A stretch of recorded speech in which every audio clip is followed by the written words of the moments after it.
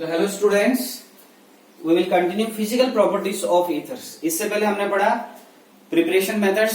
दो preparation methods आपको पढ़ना है, जिसमें विलियमसन सिंथेसिस और डिहाइड्रेशन ऑफ अल्कोहल्स दोनों ही बहुत ही इंपॉर्टेंट है।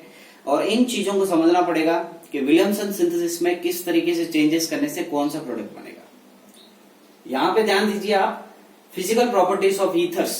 आपने फिजिकल प्रॉपर्टीज ऑफ अल्कोहल्स पढ़ा, फिनॉल्स पढ़ा है, ठीक है। और 11th क्लास में फिजिकल प्रॉपर्टीज ऑफ आपने हाइड्रोकार्बन्स देखा है।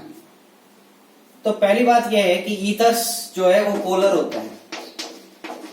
ईथर्स आर पोलर, और जो भी पोलर होते हैं, if they are polar then they will have net dipole moment.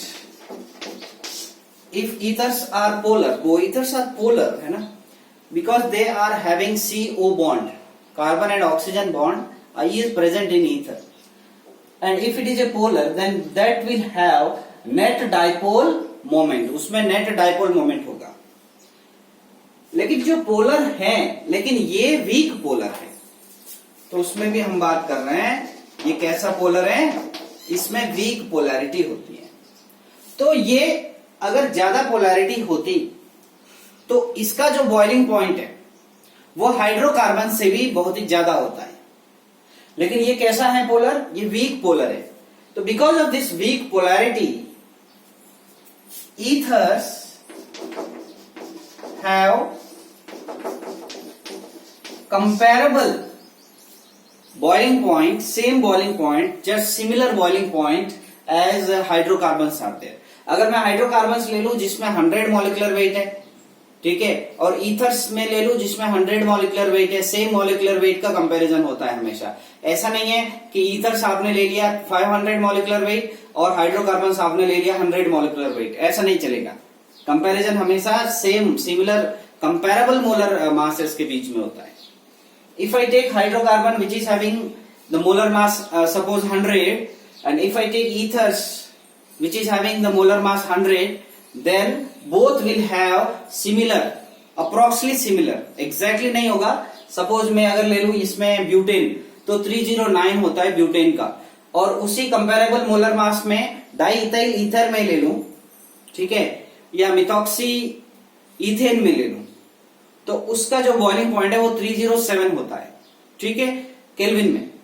तो hydrocarbons and ethers are having similar, approximately similar boiling points because they are weak polar, because the ethers are weak polar, ठीक है। but ethers are having very low boiling point in comparable to the alcohols। अगर मैं देखो ethers का boiling point hydrocarbon जैसा होता है, मैं बात कर रहा हूं बॉइलिंग पॉइंट का ऑर्डर, ये है बॉइलिंग पॉइंट। तो ईथर्स की जो बॉइलिंग पॉइंट है वो लगभग अप्रोक्सीमेटली हाइड्रोकार्बन्स के इक्वल होता है। But alcohols are having greater boiling point than ethers and hydrocarbons. इन दोनों में डिफरेंस बहुत ही ज्यादा है। There is a large difference between boiling point of alcohols and ethers. Alcohols are having greater boiling point than ethers. This difference, this large difference is due to the presence of, किसके लिए होता है? Because the alcohols can form hydrogen bonds. Alcohols can form hydrogen bonds. ठीक है? That's why these are having the more boiling point, and they are highly polar, and can form hydrogen bonds. That is the reason. So this is all about boiling point, and the second property is solubility. Okay, solubility. Ethers are soluble in water. Ethers are miscible in water. Alcohols are also miscible in water, because ethers are miscible in water because they can form hydrogen bond with water, and alcohols are miscible in water. As usual, you all know that alcohols also form hydrogen bonds with water. तो water के साथ दोनों ही क्या बना सकते हैं? Hydrogen bonds बना सकते हैं वाटर के साथ। यहां पे मैंने ये नहीं बताया है कि ये जो है वाटर के, ये ईथर के साथ हाइड्रोजन बॉन्ड नहीं बना सकता है।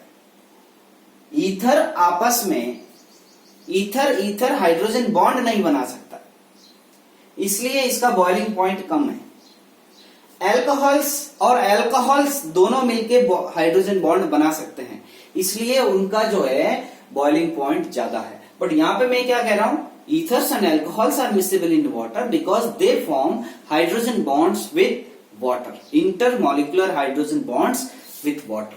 तो दिस इज क्लियर। ईथर्स जो है वो सॉल्युबल होते हैं और अल्कोहल्स जो है वो भी सॉल्युबल होते हैं और सिमिलरली सॉल्युबल होते हैं, क्योंकि दोनों ही हाइड्रोजन बॉन्ड्स बनाते हैं। ओके स्टूडेंट्स, तो this is about the physical properties of ethers. There are 2 points. One is boiling point and second one is solubility. देखो इन पॉइंट्स को आपको समझना पड़ेगा, इनको याद रखना बहुत इजी है। बेसिक पॉइंट हमें याद रखना है, ठीक है। आपको स्ट्रक्चर याद रखना है कि ईथर कैसे होता है, एल्कोहल कैसे होता है, हाइड्रोकार्बन्स में क्या होता है। तो अगर उस स्ट्रक्चर को देखें, ROR होता है और ROH होता है एल्कोहल में, तो उससे हम बेसिक नेचर को स्टडी करना है और बेसिक नेचर के बेस पे ही फिजिकल प्रॉपर्टी को स्टडी करना है। Okay students, thank you.